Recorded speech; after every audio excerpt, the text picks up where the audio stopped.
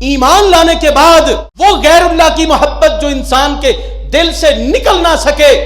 او بھائیو اسلام تو اس لیے لائے، ایمان تو اس لیے رکھا، توحید پہ تو اس لیے آئے تاکہ آخرت میں اللہ کے عذاب سے بچ سکیں۔ اور میرے بھائیو سب کچھ کر کے بھی، اسلام لا کے بھی، ایمان لا کے بھی، عمل کر کے بھی اگر سب کچھ ضائع کروانا ہے تو قسم اللہ پاک کی میں سمجھتا ہوں یہ عقل مندی کی بات نہیں ہے۔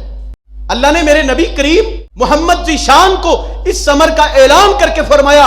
لَإِنْ أَشْرَكْتَ لَيَحْبَطَنَّ عَمَلُكَ، اللہ کے حبیب محمد کریم صلی اللہ علیہ وسلم اگر آپ نے بھی شرک کیا، آپ نے بھی اگر شرک کا ارتکاب کیا، ہم آپ کے سارے اعمال کو برباد کر دیں گے۔ وَلِلَّهِ فَاعْبُدْ وَكُن مِّنَ الشَّاكِرِينَ، تم اللہ کی عبادت کرو، اس کی شکر گزاری کرتے رہو اور اس کے شکر گزار بندوں میں اپنے آپ کو شامل کرواؤ۔